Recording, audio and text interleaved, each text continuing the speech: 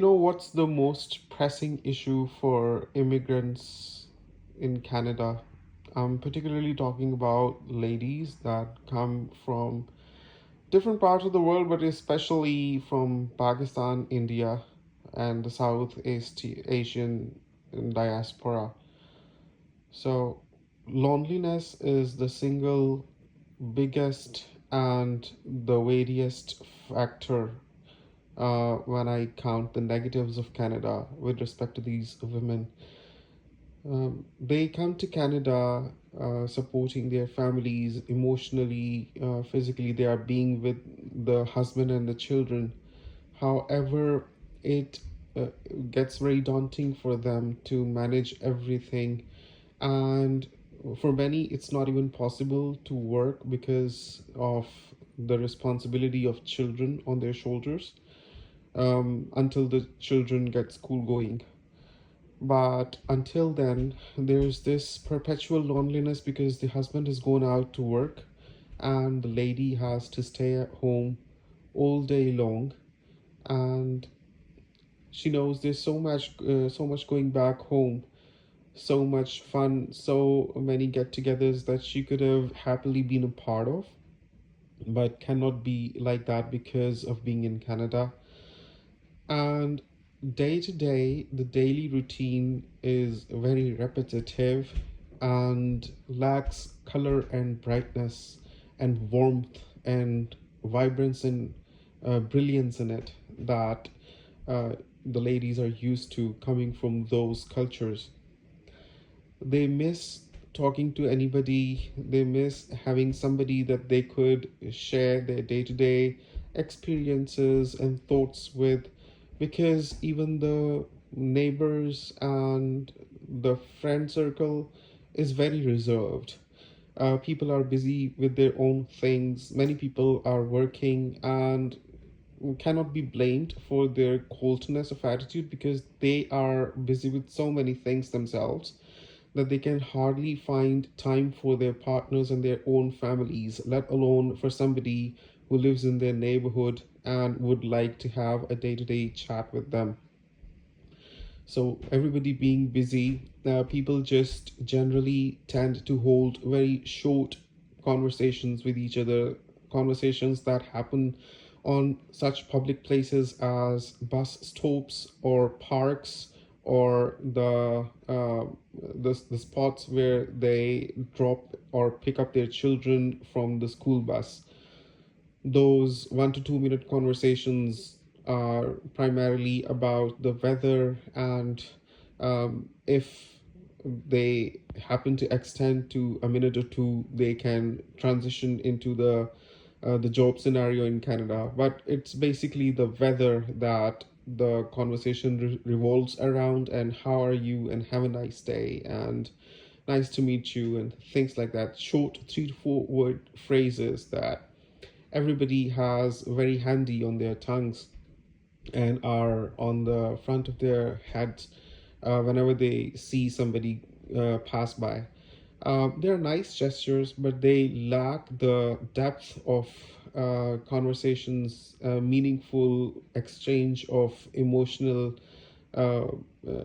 feelings, states of mind, and experiences that happen in longer conversations or in get togethers where there are multiple friends getting together to have some fun time together.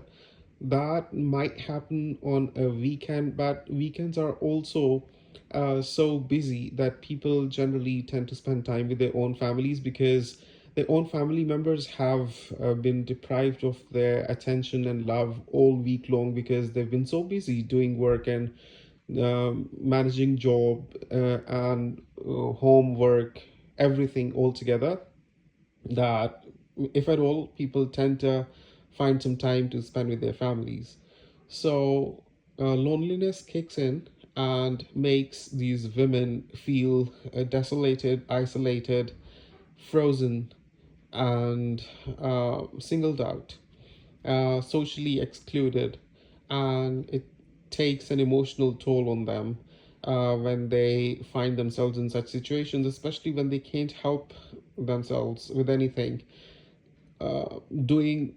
finding job, doing work could be one way to handle with this, because that would be something that would keep these women busy.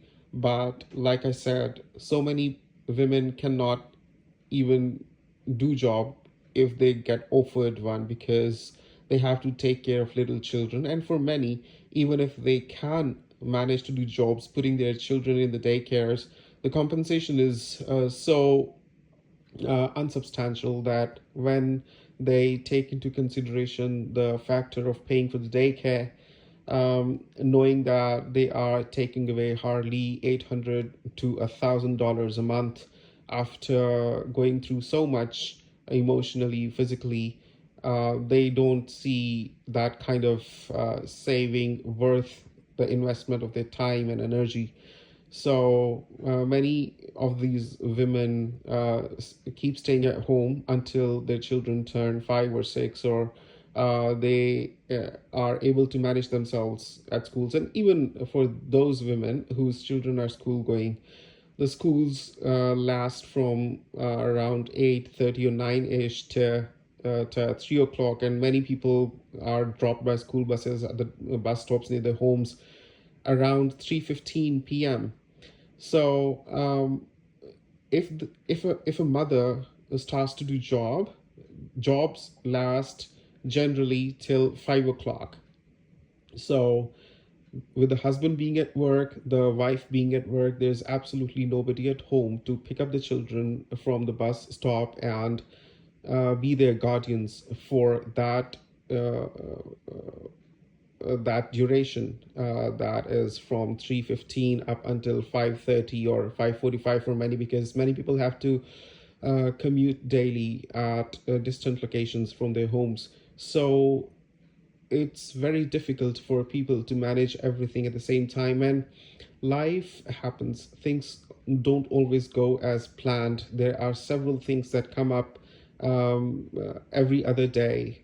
Sometimes somebody's not feeling good, sometimes somebody's got to have an appointment for something, sometimes cars malfunction, sometimes computers break down, sometimes there's something to maintain at home. And with Canada, the thing is that most of these offices work during the weekdays only. Especially if we talk about doctors and appointments, most appointments can only be taken during the weekdays. So it's very difficult for both the husband and wife to find work for these extra things that are equally important and need dire attention, and need to be timely taken care of and sorted, along with doing their works, and then managing homes as well, and constantly trying to be with their children. But they just simply can't have time. They can't find time to spend with their families, with their children. And what happens in the long run is that, with most of their times being spent on jobs, the parents get so distant from children that children are literally at the expense of, I mean, they are at the hands of either the schools or the daycare centers.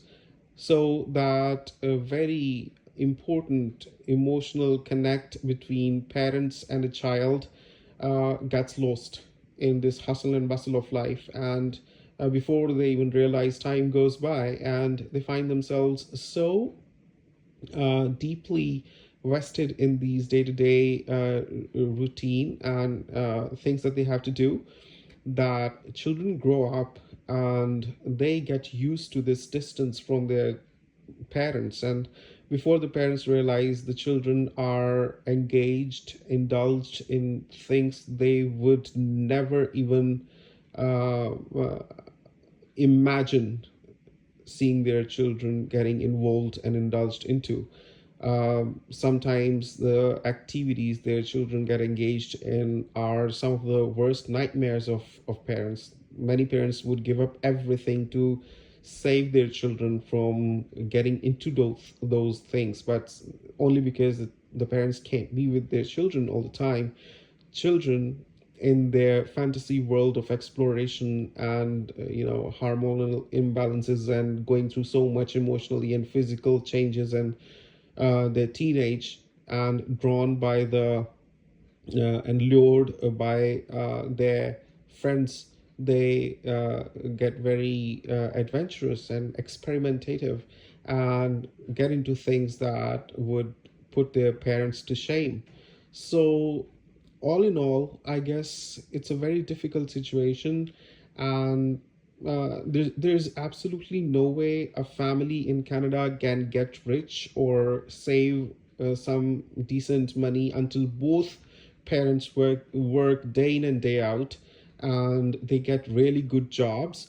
But even if that happens, this might be the result: the emotional and physical distancing from their children, and in the span of time they just lose their children to life.